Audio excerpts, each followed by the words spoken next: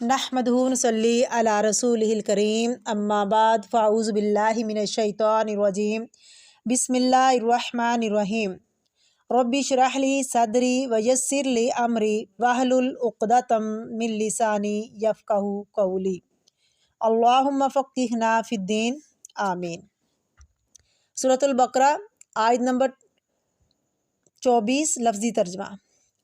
फ़ाइल्लम फिर अगर ना तफ़अलू तुम कर सको, वलन तफ़अलू और हरगिज़ नहीं कर सकोगे।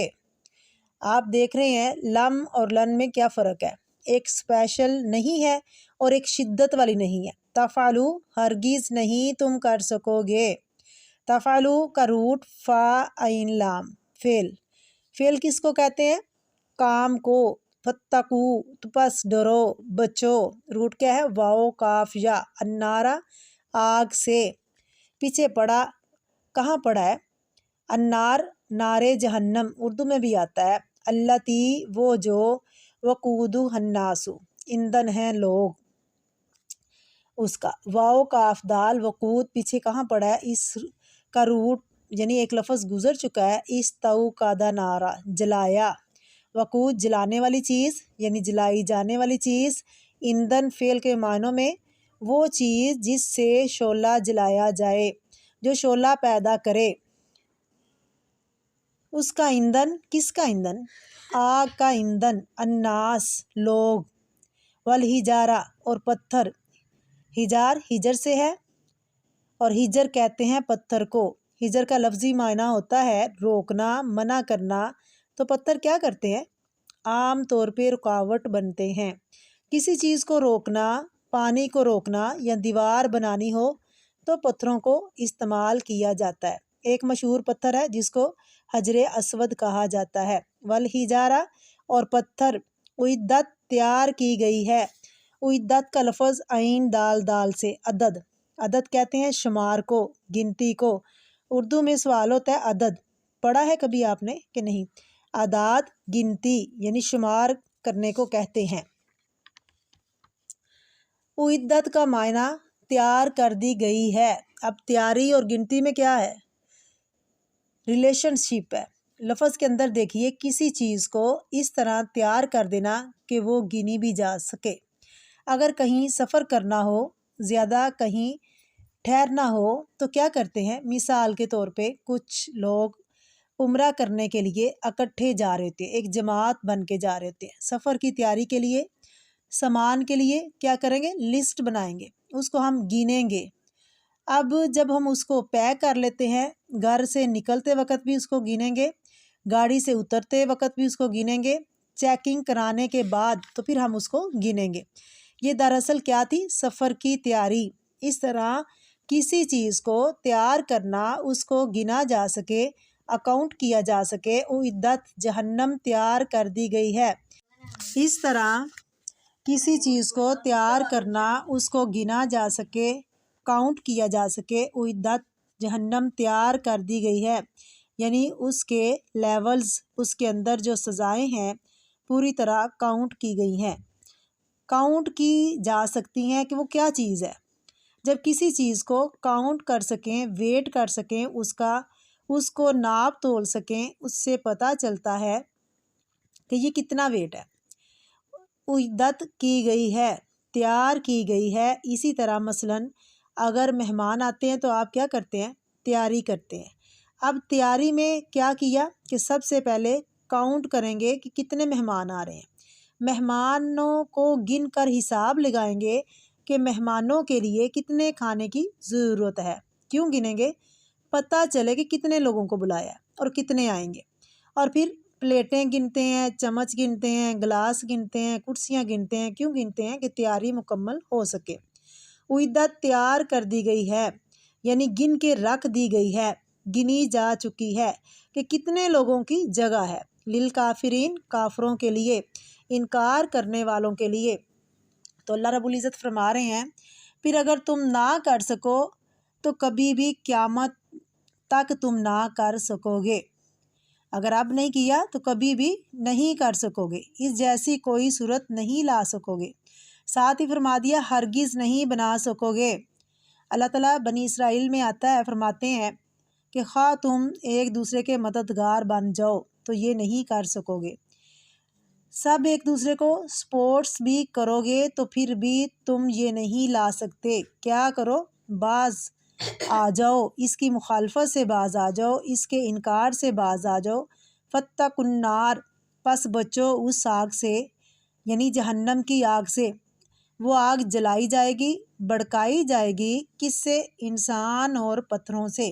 پتھروں کی آگ بہت شدید ہوتی ہے اور خود انسان اس میں بطور فیل کام کرے گا۔ انسان کے جسم پر کیا ہوتے ہیں؟ بال کیسے جلتے ہیں؟ تیزی سے۔ انسان کے اندر کیا ہوتا ہے؟ فیٹ یعنی چربی، چربی کیسے جلتی ہے؟ اور پھر انسان کے جسم میں وہ فارس مادہ ہوتا ہے جو پہلے زمانے میں آگ کیسے چلتی تھی؟ دیے سے، تیل سے جلتے تھے۔ گاڑیاں کیسے چلتی ہیں؟ فیول سے۔ انسان کے جسم کے اندر فیٹ بھی ہے اور بال بھی۔ پھر کیا ہے؟ ہڈیاں ہیں۔ ہڈیوں میں کیا ہے؟ کیلشیم، چونا، اور چونے سے حرارت نکلتی ہے۔ کبھی چونا رو کی شکل میں دیکھا ہوگا، اس میں پانی ڈالیں تو کیا ہوتا ہے؟ اس کے اندر سے جیسے آگ نکل رہی ہو۔ اب ماچس دیکھیں، اس کے اوپر تھوڑا سا مسالہ لگا ہوتا ہے تو ہوتا کیا ہے؟ یکدم وہ بھڑک اٹھتا ہے۔ تو کیسی آگ ہے؟ جو قرآن پاک کی مخالفت کرتے ہیں ان کو اللہ رب العزت فرما رہے ہیں قرآن پاک کی مخالفت کرنے والوں کا انجام کیا ہے۔ واتقوا النار، آگ سے بچو۔ کیسی ہے وہ آگ؟ جس میں انسان اور پتھر جس کا ایندھن ہے، یعنی انسانوں کو جب آگ میں پھینکا جائے گا تو آگ کم نہیں ہوگی اور زیادہ ہوگی۔ وَلَن نَزِيدَكُمْ إِلَّا عَذَابًا، عذاب بڑھتا ہی جائے گا۔ ہجارہ یعنی گندک کے پتھروں کے لیے کہا جاتا ہے۔ سلفر، اور سلفر بھی جلے تو دیکھیں، سلفر والا پانی آپ نے دیکھا ہوگا کہ چشموں سے نکلتا ہے، اتنا شدید گرم ہوتا ہے، سخت گرم پانی ہوتا ہے، ہاتھ نہیں ڈالا جا سکتا۔ وہ پتھر جو خوب بھڑکیں گے اور پھر انسان بھی بھڑکیں گے۔ آپ سوچئے تھوڑی دیر کے لیے، آگ پہ ہاتھ نہیں رکھ سکتے تو اس کے اندر جلنا تو کیا ہے؟ جل کر جسم سے شعلے اگر نکل رہے ہوں تو کیا آگ کا عالم ہوگا۔ اعدت للکافرین، وہ تیار کی جا چکی ہے کافروں کے لیے جو توحید کے منکر ہیں، رسالت کا انکار کرتے ہیں۔ یہ جو آیات ہیں یہ دراصل ایک طرف اللہ سبحانہ و تعالیٰ کی وحدانیت کی دلیل ہے، لا الہ الا اللہ کا سبق دیتا ہے، اللہ کو الہ مانو، اور دوسری طرف محمد کو رسول مانو، اور محمد صلی اللہ علیہ وسلم کو رسول مانو۔ اور یہ رسول تھے یا نہیں، یہ اس کے لیے گواہی اس دور میں بھی قرآن پاک میں تھا اور آج بھی یہ قرآن پاک سے ہمیں ملتا ہے۔ اور یہ یاد رکھیے کہ ایمان اور کفر کے بیچ میں معیار کون ہے؟ محمد رسول اللہ صلی اللہ علیہ وسلم۔ بہت سے لوگ اللہ کو مانتے ہیں لیکن صرف اللہ کو ماننے والے مسلمان نہیں کہلا سکتے جب تک کہ وہ محمد صلی اللہ علیہ وسلم کو نہ مانے، کلمے کے دوسرے حصے کو نہ مانے، کیونکہ محمد صلی اللہ علیہ وسلم ہی فرق ہے ایمان لانے اور نہ لانے میں۔ تو آپ صلی اللہ علیہ وسلم پر ایمان لانا بے حد ضروری ہے۔ اللہ کی عبادت کی دلیل کیا دی گئی کہ اللہ کون ہے؟ جس نے تمہارا رزق اتارا، تمہیں بنایا، زمین بنائی، آسمان بنایا، اللہ تمہارا معبود۔ اب اس کی طرف تم یعنی اس کی عبادت کرو۔ محمد رسول اللہ ہونے کی دلیل کیا ہے؟ قرآن۔ سورہ یاسین کے شروع میں آتا ہے یاسین والقرآن الحکیم وَإِنَّكَ لَمِنَ الْمُرْسَلِينَ، قسم ہے قرآن حکیم کی، آپ رسولوں میں سے ہیں۔ اور قسم جو ہے وہ گواہی کے لیے ہوتی ہے۔ قرآن گواہ ہے، حکمت والا قرآن، کہ آپ کو اللہ نے بھیجا ہے، آپ بھیجے ہوئے ہیں، کیونکہ قرآن پاک جیسی کتاب کوئی 1400 سال پہلے کوئی لا ہی نہیں سکا، کوئی ایسی چیز لکھ ہی نہیں سکا۔ اور کس دور میں اتری؟ جب آپ سوچئے ذرا، نہ وہ پریس کا دور تھا، نہ وہ لکھنے والوں کا دور تھا۔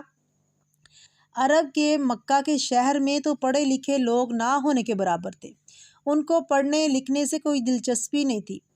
آج بھی زیادہ نہیں ہے جو قرآن کو پڑھتے ہیں، تو اس دور میں بھی ان کے ہاں اور بہت ساری خوبیاں تھیں، لیکن پڑھے لکھے لوگ بہت کم تھے۔ ایسے میں ایک کتاب اتاری گئی جس کی حفاظت کا ذمہ اللہ تعالیٰ نے خود لیا۔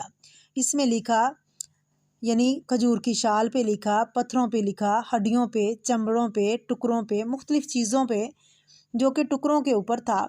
نبی کریم صلی اللہ علیہ وسلم کے زمانے میں تھا، وہ ایک جلد میں ابھی نہیں تھا، محفوظ نہیں ہوا تھا، بکھری ہوئی تھی یہ کتاب مختلف چیزوں میں۔ حضرت ابوبکر صدیق نے اس کو جمع کیا اور پھر ایک جگہ لکھوایا، تو پھر حضرت عثمان غنی کے دور میں اس کی کاپیاں بنیں اور پھر آج ہمارے پاس رنگا رنگ چھپا ہوا موجود ہے۔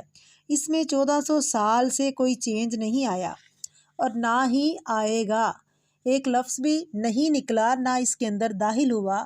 یہ قرآن پاک گواہ ہے، جس پر یہ آیا وہ سچا رسول ہے، کیونکہ عبادت ہو نہیں سکتی جب کہ ہم اللہ تعالیٰ کے لیے خالص نہ ہوں، جب تک طریقہ محمد کا بتایا ہوا ہم اس پہ عمل نہ کریں، تو اس لیے ساتھ ہی رسالت کو ثابت کیا گیا۔ خلاصہ کیا ہے، اس قرآن پاک پہ ایمان لانا ضروری ہے کہ یہ اللہ کا کلام ہے اور یہ جناب محمد رسول اللہ صلی اللہ علیہ وسلم پر اتارا گیا۔